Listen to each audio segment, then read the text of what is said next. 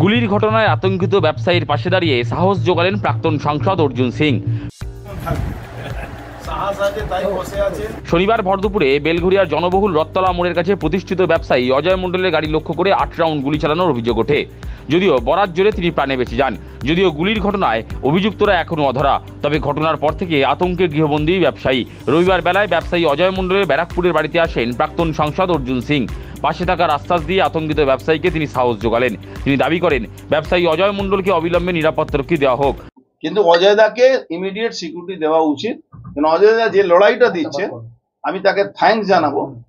ঠাকুর উনাকে আরো বেশি আয়ু দিক, কিন্তু এই লড়াইটার জন্য পুলিশকে উনার পাশে দাঁড়ানো উচিত। দাঁড়াবে না, আমি দায়িত্ব নিয়ে বলছি, দেবে না। এদিন প্রাক্তন সাংসদ বলেন, খাকি উর্দির একটা দম থাকে, সেই দমের জন্য ক্রিমিনালরা ভয় পায়। কিন্তু ক্রিমিনালরা কাউন্সিলর, বিধায়ক কিংবা সাংসদ হয়ে গেলে ওই পুলিশরা তখন তাদেরকে স্যালুট করেন। এটাই এখন ব্যারাকপুরের পরিস্থিতি। অজয়দা পুরো 8খানা গুলি চললো, উনি তো আগেও পুলিশকে বলেছেন, তা কি নিরাপত্তা হলো? অ্যাকচুয়ালি পুলিশ তো সব জায়গায় নিরাপত্তা দিতে পারে না, কিন্তু খাকি ওয়ার্দির একটা দম থাকে, সেই দমের উপরে ক্রিমিনাল ভয় পায়। যখন ক্রিমিনালদেরকে পুলিশ প্রোটেকশন দেবে, ক্রিমিনালরা কাউন্সিলর হয়ে যাবে, ক্রিমিনালরা এমএলএ হয়ে যাবে, ক্রিমিনালরা এমপি হয়ে যাবে, তখন কি হবে? তখন এই পুলিশরা তাকে স্যালুট করছে। ব্যারাকপুরের অবস্থাটাকে এই জায়গায় নিয়ে যাওয়া হচ্ছে। অভিযোগ উঠেছে, তিহার জেলে বসেই ওই ব্যবসায়ীকে তোলা চেয়ে ফোন করেছে কুখ্যাত অপরাধী সুবোধ সিং। এদিন পুরনো ঘটনা স্মরণে এনে প্রাক্তন সাংসদ অর্জুন সিং বলেন, সুবোধ সিং প্রথম ব্যাংক অফ বরোদার পানিহাটি শাখায় ডাকাতি করে 22 লক্ষ টাকা লুট করেছিল। বর্তমানে সেই সুবোধ সিং তিহার জেলে বন্দী। টিটাগড়ে মনীষ শুক্লার খুনের ঘটনায় যারা নেপথ্যে ছিলেন, তারাই সুবোধকে ব্যারাকপুর চিনিয়ে দিয়েছে। এখনকার অনেক অপরাধী সুবোধের লিঙ্কম্যান হিসেবে কাজ করে, আবার অনেক ব্যবসায়ী লুকিয়ে সুবোধকে তোলা দেয়। এখানে সুবোধ সিং বলে একটা ক্রিমিনাল যে বেউর জেলে বন্ধ আছে, যে লোকটা ফার্স্ট ব্যারাকপুরে ডাকাতি করেছিল 22 লক্ষ টাকা ব্যাংক অফ বরোদা পানিহাটি শাখাতে। তখন এই সুবোধ সিংকে, আরে শুনুন না, পানিহাটি ফার্স্ট এই ডাকাতি করেছিল পানিহাটিতে, তাকে অ্যারেস্ট করানো হয়েছিল। অ্যারেস্ট হওয়ার পরে পুলিশের একজন 20 লাখ টাকা ওর থেকে নিয়ে 2 লাখ টাকা জমা করেছিল। তখনও আমি সরব হয়েছিলাম এটা নিয়ে।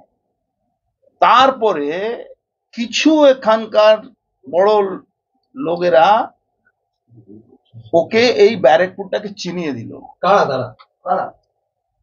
অনেক বড় বড় নেতা আছে এখানে, যারা মনীষ শুক্লার মার্ডারের পিছনে ছিল। তারা তাকে, তার লোকগুলোকে হায়ার করেছিল, তারা এই ঘটনাগুলো পিছনে ছিল। আমি একবার পুলিশ কমিশনারকেও বলেছিলাম যে আপনারা এই রাস্তাটা দেখাচ্ছেন, এখানে কিছু অপরাধী আছে যারা ওর লিঙ্কম্যান আছে, আর কিছু এমন লোক আছে যারা ব্যবসায়ী আছে, তারা ওদেরকে পয়সা দেয়, এই সুবোধকে পয়সা দেয়। আবার সে তোলা পয়সা তো একই ব্যাপার হলো। আবার সেই যারা ব্যবসায়ী আছে, যারা পুলিশের যে কনফারেন্স হচ্ছে, পুলিশের যে পার্টি হয়ে, সেখানে আবার খাওয়া দাওয়ার সাপ্লাই করে। আমি পার্টিকুলারলি নাম বললাম কি, একজন তাপস ভগত বলে এখানে এ আছে, বিজনেসম্যান আছে, তাকে সে তার হলো লিঙ্কম্যান।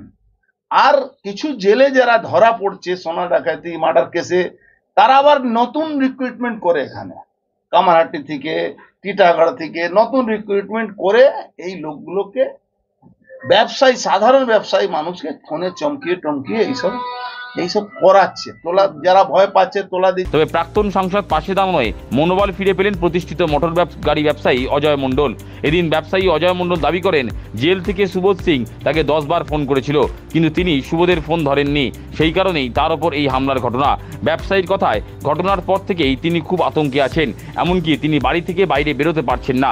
আজকে হুমকি দেয়নি, আজকে ওর সাথে নিজে বললো আমাকে, যেটা যে তুমি আমার সঙ্গে কথা বলো, আমার সাথে বসো, কথা বলো, এরপরে তোমার কাছে কেউ যাবে না, কেউ যদি যায়, কেউ যদি এ করে, আমি তোমাকে সেভ করবো। সুবোধ সিং এর আগে কি সুবোধ কোনো টাকা পয়সা চেয়েছিল? টাকা পয়সা চাই, আমার ফোনই ধরিনি, 10 বার ফোন করেছে, ফোন ধরিনি বলেই কালকে এই কাণ্ডটা করেছে। এই কি বলছেন? হ্যাঁ, এই কতটা নিরাপত্তাহীনতা বুঝছেন? 100%। এর উপর আর কোনো ইয়ে আছে বলো? কালকে তুমি আমার গাড়িটা দেখেছো? আমার গাড়িটা দেখেছো কালকে? আমি সামনে সিটে বসি, একটা স্লিপ করে গেলেই একদম এপার ওপার হয়ে যেত। সুবোধকে চিনতেন আপনি? নাম শুনেছেন? কিভাবে জানতে পারবেন সুবোধ? নাম তো মনীষ যখন মার্ডার হয় মুখে মুখে নাম ছিল সুবোধ সিং। তারপর আপনার কাছে ফোন আসে? আমি ফোনে কথা বলিনি, এসছে অনেকবার হয়তো ফোন, আমি ফোনে কথা বলিনি। কোথাও জেলে আছে? চলে আসছে কোন জেলে বা কোন জেল থেকে ফোন করছে, মানে কি? বিহার। বিহারের।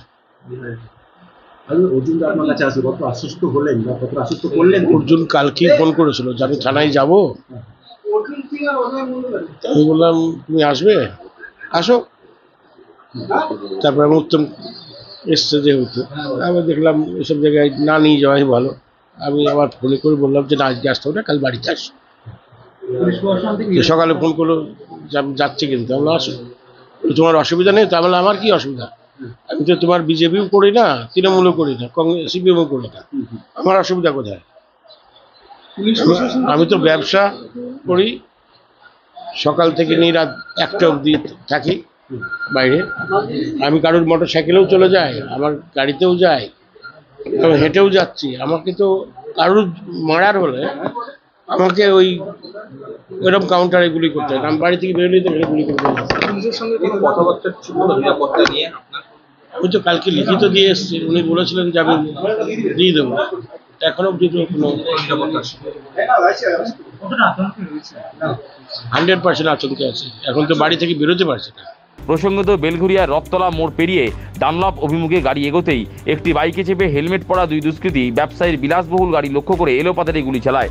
গাড়ি ঘুরিয়ে রথতলা মোড়ে জগন্নাথ মন্দিরের সামনে গাড়ি রেখে তিনি ওই মন্দির কমিটির অফিসে ঢুকে পড়েন।